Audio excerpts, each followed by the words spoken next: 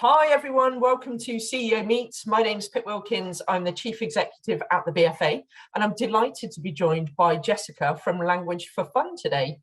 Jessica, tell us a bit about you and what you do at Language for Fun.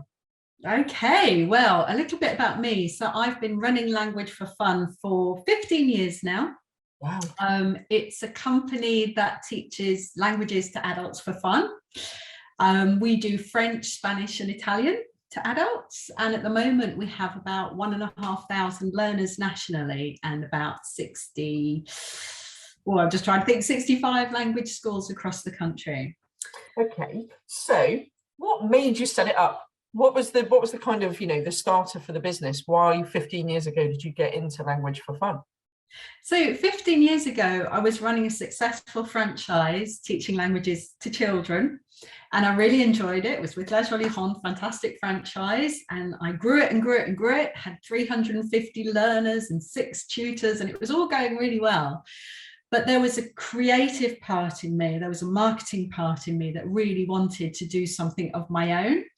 And also, I really love speaking French, and I wanted to speak French to adults, not just to kids. So what I did was I took everything that I'd learned from running the franchise with La Jolie Ronde and set up a non-competing company because they only did kids. I was only ever going to do adults. So that was one part of the reason. The other part, don't tell anyone, but I wrote this list of everything that I love doing personally. So meeting new people, speaking languages, doing marketing, teaching, put that all together and just decided to create a business that kind of ticked all of the boxes for what I enjoyed doing. And why did you go down the franchising route? Was it because you'd sort of been in franchising and seen how it could grow before, or just a completely different motivation entirely? No, it was definitely part of having run a franchise before and understanding the value that a franchise can bring. In fact, I had the idea for my business, teaching adults, 7 years before I actually launched it, but I didn't have the confidence to run a business myself without that knowledge. So doing the franchise with La Jolie Ronde actually taught me about running a business, and it gave me the support that a franchise gives to you. I didn't have the courage or the know-how to set up a business myself before having experienced it as a franchisee, if that makes sense. And once I got it, I realized how much I could support other people to set up their own businesses. I think it makes franchisors really unique when they've been a franchisee before, because you've almost seen the good, the bad and the ugly. What do I want to take from this? Which are the good bits in order to put it into your own business? So you probably were quite severely impacted during the pandemic, which has made you kind of look now at a bit of a blended approach, isn't it? So you do face-to-face and online. How have you evolved coming out of COVID? Well, can I just talk about going into COVID? Yeah, absolutely. It's a really big part of our story. So before COVID, we used to teach 2,500 learners face-to-face every week, and we had no online resource at all. Mm-hmm. But 2 months before COVID started, I actually took on an apprentice. It had always been in the business plan, and I said, right, you've got 2 years to build me a virtual learning environment so we can do an online offer for our learners. And then a few weeks later, I said, well, I said 2 years. Well, actually, we've got 2 weeks during the Easter holidays. We need to get this up and running. Yeah. So it was a real battle, real struggle, very exciting for us. And we couldn't have done it without our franchisees kind of joining in and helping to teach each other how to use Zoom and everything. Coming out of the pandemic, we're now exactly 50-50. We've got about 200 courses running face-to-face and 200 courses either online or blended. And we don't feel that we are out of the pandemic yet, because a lot of people are very wary about meeting up face-to-face in close proximity, having conversations. So we're not quite out the other side yet. But we are looking very much to the future. We now have this incredible asset. So when everybody is confident to go back to face-to-face, who wants to, then we're already starting to develop quite a different online offer, and it's opened a lot of doors for us, as we thought it would, when it was in the business plan all those many years ago. Fantastic. So talk to us a bit about what the daily life of a franchisee looks like. What do they do every day? That's a really good question. Quite difficult, because we don't have a typical franchisee. As probably you're aware, in franchising you have people who do it more, especially in our kind of franchise, as a lifestyle choice, as a kind of hobby, and then you have people who do it as a full-time business, perhaps with tutors and stuff like that. But what I would say is that every day you get to choose what you do when. So you might choose in the morning, you don't want to start work until 10 o'clock, you can go to the gym or drop the kids off at school, clean the house, do whatever you want to do.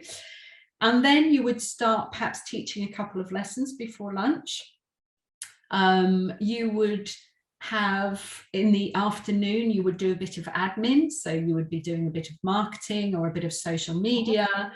You would be answering inquiries from your learners and checking up on your existing learners. And then you might do an evening class as well. You know, you have lots of options. You choose when it is you want to teach. You choose how much you want to do.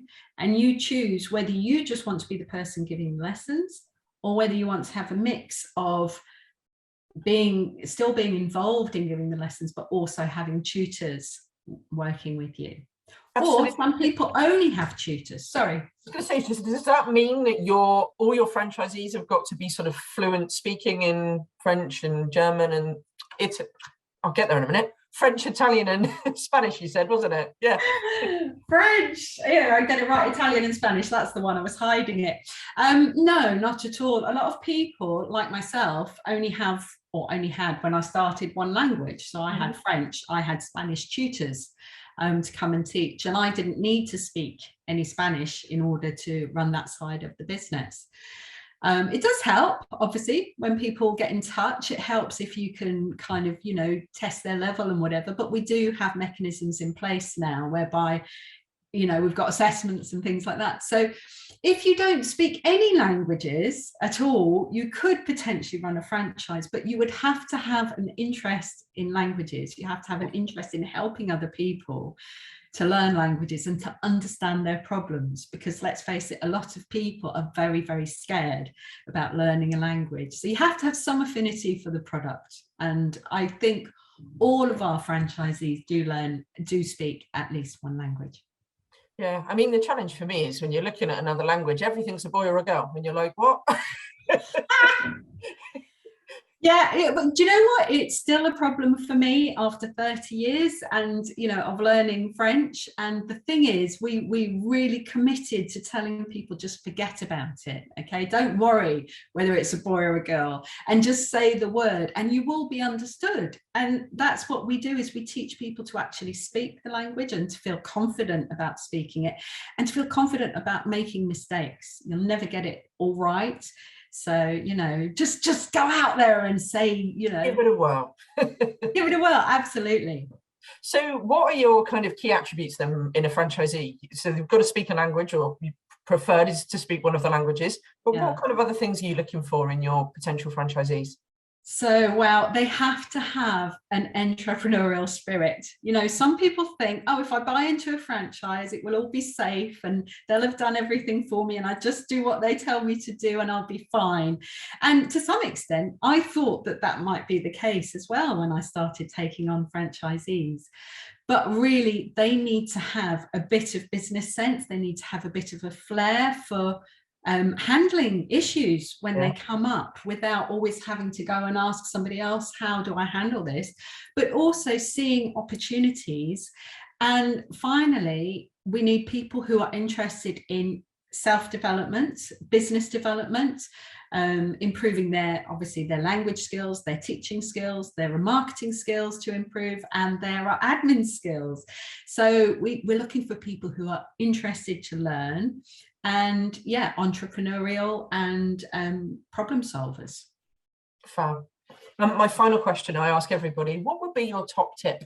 So if someone is looking to invest in a franchise, what would you give them the kind of key piece of advice that they need when they're looking at what franchise to choose or how to invest? Okay, so it's actually a bit of advice that I give everybody who comes to us when I'm evaluating whether or not we should take them on. And I say you need to be really, really clear about what it is that you want out of your franchise. And there's a guy called Scott Greenberg who wrote a book called The Wealthy Franchisee. And I hope I've understood it correctly, but this is what I've taken from there, is that you're always balancing your wealth that you can get out of the business, so how much you want to earn, how much you can earn, and then the time that you want to put into the business, and then the amount of stress that you're willing to take on. And I always tell people, you will never get rich teaching languages to adults. It just ain't going to happen. So if you want to make a lot of money, you might want to look at a cleaning franchise or something like that. But if you want, you know, to have time to do what you want to do, and you want to have a fairly low level of stress, you know, the worst thing that could happen is that somebody orders red wine instead of white wine when they're in a restaurant, so not incredibly stressful. Then I would say, you know, go for more of a lifestyle franchise. But if you really want to make money, then you have to look very carefully at what it is the franchise is promising you. And hopefully definitely all BFA approved franchisors will be very clear about what you can get out of being a franchisee. Fantastic. That's a great piece of advice, and it's very different from what anyone's ever said. So I'm really impressed with that. Thank you. And thank you so much for taking the time to talk to me today. Really enjoyed it, Pip. Hope to see you soon.